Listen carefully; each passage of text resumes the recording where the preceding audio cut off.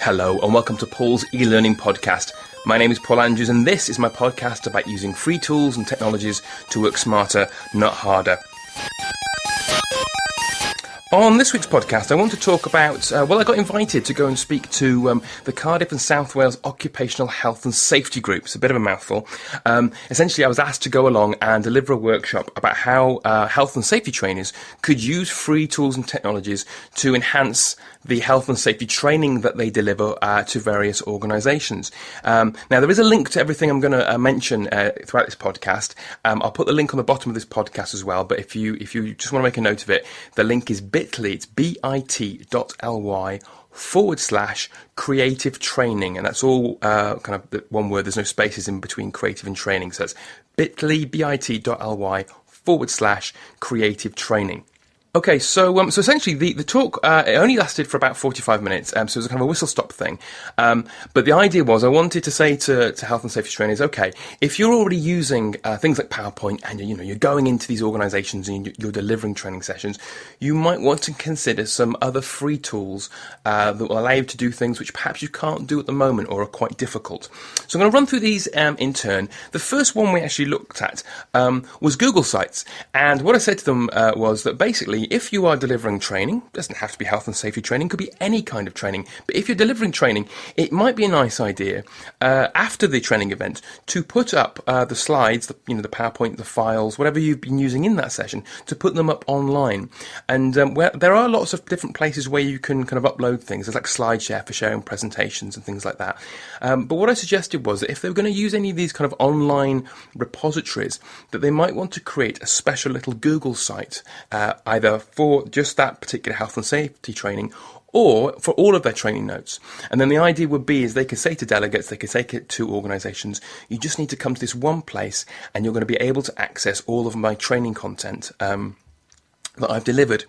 And one of the nice things about Google Sites is it lets you create secure areas as well as public areas, because one of the things that often is put forward as a concern, if you like, by trainers is that if they put all of their resources online, then either people won't get them in to actually deliver the talk, or other trainers will steal their stuff. So what Google Sites lets you do is it lets you create one website, or as many websites as you like, but you can have a website with a public-facing section, and then another area where you can say to people, if you are a client of mine, if you are a customer of mine, then you can pay me some money or pay to get me in, and then I will give you access to this kind of inner sanctum, this password protected area where you can access all of the training materials that are bespoke to the sessions I'm delivering for you.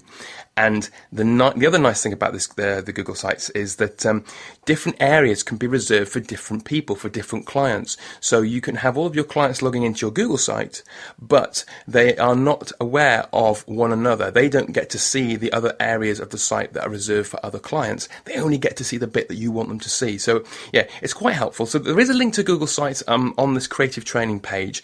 You can get to it. You can just Google the word Google Sites if you want to, but it's free. You can set up as many Google Sites as you like, and to be honest, it's not very technical at all. If you can use Microsoft Word to write, a letter or something, or use Outlook to write an email, then you can pretty much use your Google Sites to create as many free websites as you like. Okay, so the other thing we looked at after we looked at Google Sites was ways in which that trainers could interact with their audience either before, during or after the training sessions that they were delivering. So we started out by looking at a tool called Poll Everywhere. Now, this is a free tool, but it does have paid for options as well. But what it essentially lets you do is when you are in the middle of a training session, you can pop up questions on like a projector, and people can respond to those questions by voting either by text message or by a specific web page or via Twitter, if that's what they are using. But the point is that people can respond in ways that which they, using hardware, using software that they want to use. And then this Poll Everywhere will collate all of those results and display the answers to the poll, to the question you've asked, live on a web page and also within your PowerPoint. So if you've created a PowerPoint, you can have a slide which is reserved for the questions, and it will then show like a nice real-time graph as the answers as they come in. So it's not really suited for creating questionnaires and surveys. We'll come on to that in a second. But for kind of like quick acid tests, if you like, quick straw polls during a presentation, during a training session, is actually a very, very nice tool. And it's completely free as long as the number of respondents to each poll is less than 40. So if you know you're going in and you're going to be speaking to up to 40 people at a time, you can use it free of charge, no problem at all. If you are going to be delivering sessions where there are more than 40 people, then you would need to invest in a paid-for account. However, they are very cheap and very reasonable. But the point is, because it is, the basic account's free, you can try it, give it a shot, and see what you think.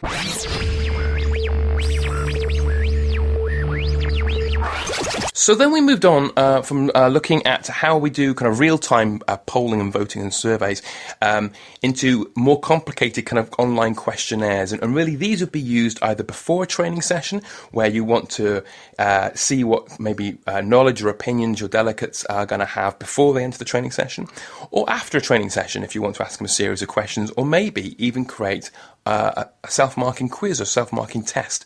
And so again, there are many tools out there that you can use for this, but the one I recommended within the workshop itself was Google Docs Forms. So it's part of the Google suite. And the nice part is that if you've already got a Google site, then you have a Google account. And if you already have a Google account, you've already got access to Google Docs Forms, because it's all part of the same service that Google offers. And again, it's free. So Google Docs Forms lets you create online questionnaires and surveys. And it then puts those into a web page, which you can then send out via email or Twitter or, whatever it is you want to use. Or if you have a Google site already set up, you can embed it seamlessly into the site. So it's just like a little sign-up form. But the point is, you can design one of these surveys, people then come along, they fill it in, and Google Docs Forms will then collect all of the data into a really nice spreadsheet for you. And then it will graph the data in real time. So again, if maths and numbers and graphs and charts aren't really your thing, it does all the hard work for you. So you can essentially see live graphs of the answers that are coming in. So if you are asking a survey or a questionnaire, it allows you to summarize the data very, very quickly and pull out the meaning or pull out the information from that data, rather than having to go, okay, I've got to type it into Excel and then I've got to make a graph and then I've got to interpret it. So it does it all for you. So this went down quite well. I'm going to say with this system, you can also make self-marking tests if you want to. It's a little bit more complicated, but say all the information on how to do this is on the site if you do want to check it out. Please hang up and try again. And so the last thing we looked at, after we'd looked at Google Sites, we poll everywhere and asking people questions and surveys with Google Docs Forms, we then looked at how trainers could deliver training sessions on multiple sites. So, for example, if you go into an organisation, they have, one site maybe in one location and another site is further on down the road. And if you need to deliver this health and safety training, or any training for that matter, then you have some options. Obviously, the first option would be you're going to go drive over to one place and deliver the training, and then drive to the other place and deliver the same training, which can be quite time consuming. Another option would be to deliver the training simultaneously via a live video broadcast. And one of the easiest ways of doing this is to use a service, again, it's offered by Google, called Google Hangouts on Air. And what this lets you do, it lets you basically produce a live video broadcast which goes out via YouTube. And it can be locked down if you want it to be. But the point is, you can get people into a training room with a projector, and you might need a facilitator there as well. But they can be watching this live video feed of you delivering the training. And if you are delivering the training, people can see your face. You can also call up slides from a presentation, or in fact anything that's on your computer desktop. You can show the desktop and move it around in real time.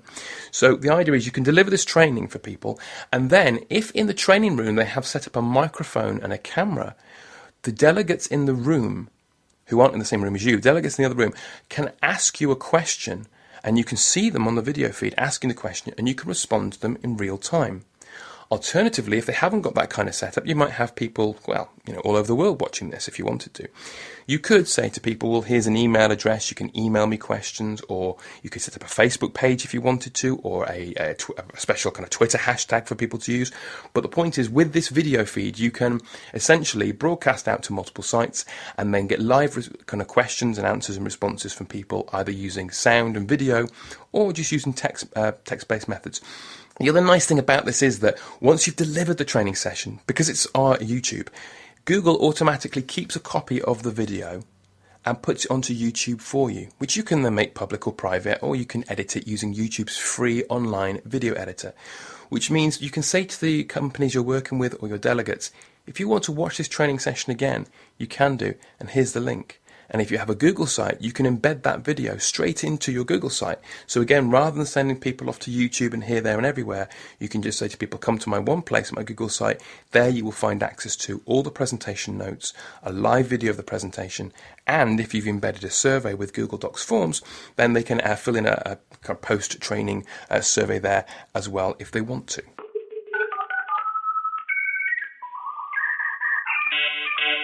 So there, that's about it for this week. We've got some new additions to the site as well, so if you want to check out the news page, we've updated the iPad page with lots of new bits and bobs. But yeah, thank you very much for listening, and hopefully I will speak to you again very, very soon.